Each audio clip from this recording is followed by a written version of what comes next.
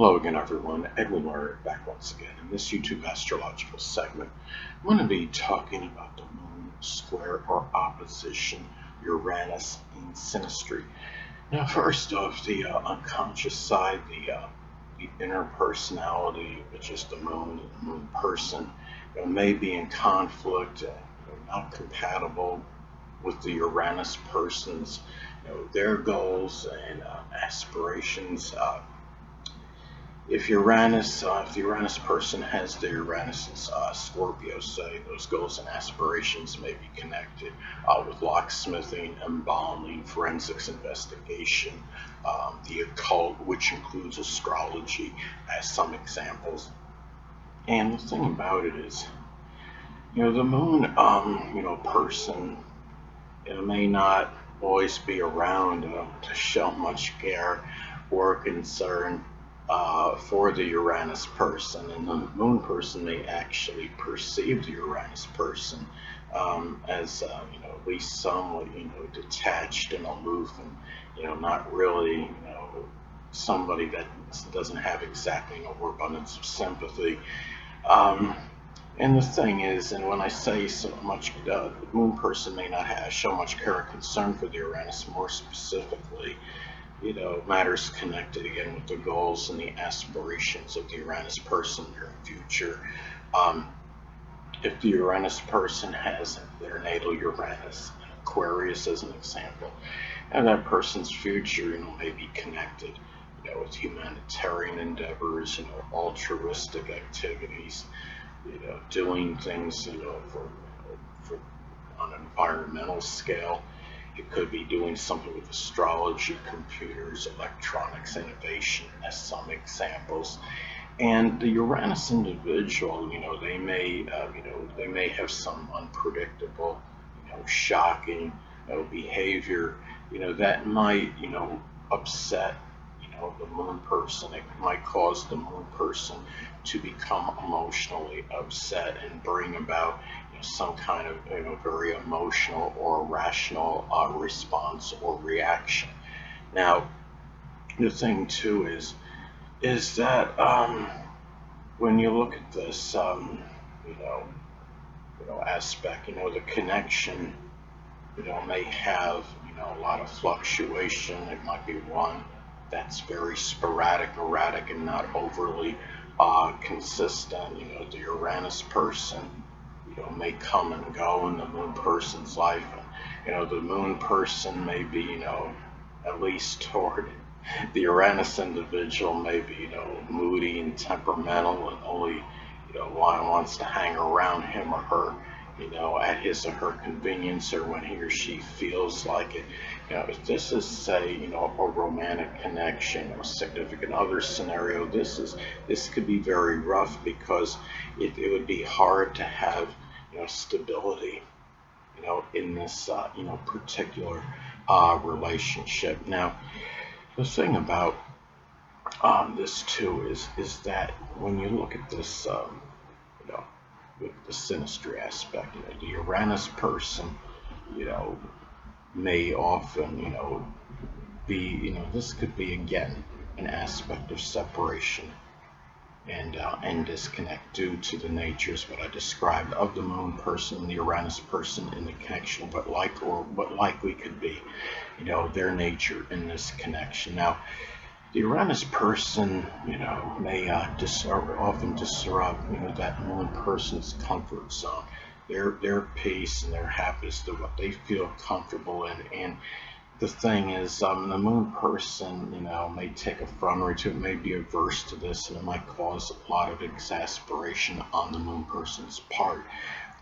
The moon person may be, overly clingy and needy, and it might make it difficult for the Uranus person to feel like they have their freedom and their independence to be able to do what he or she wants when the person wants to do it.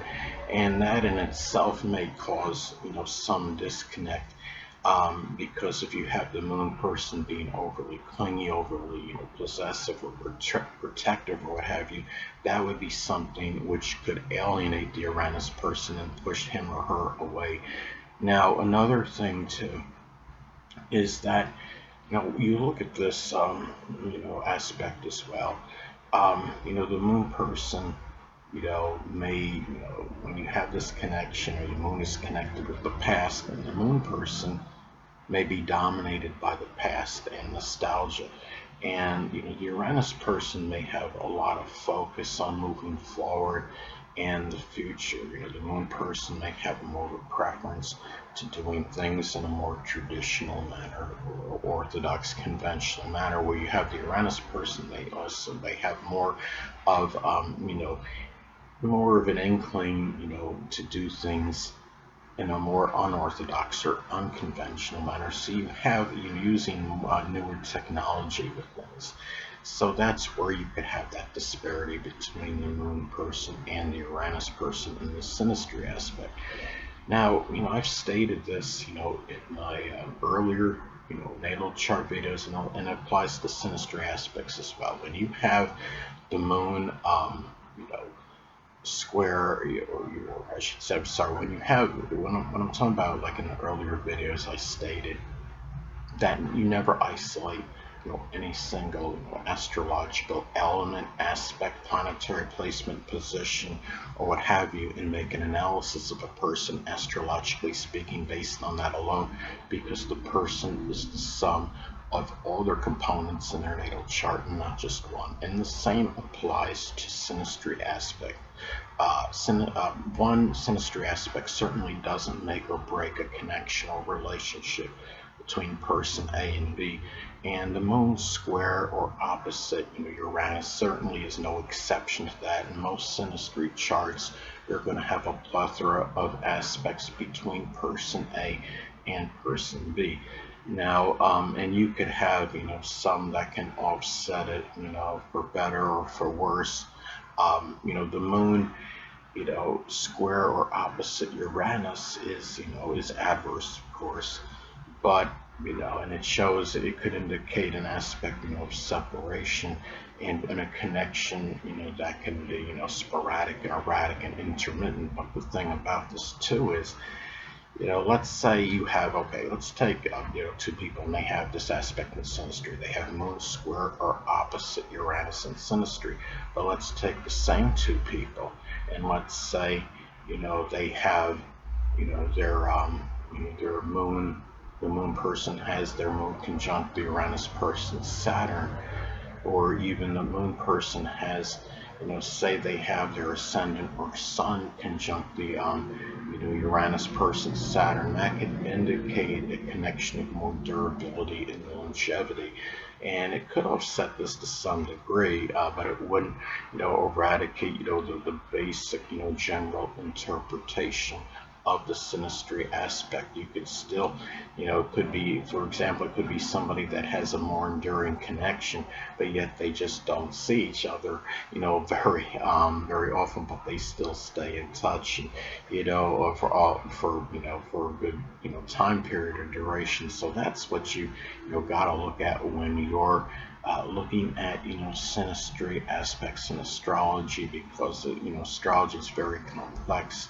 It's like an intricate piece of machinery with many different parts and components, and it applies to natal chart and synastry charts as well.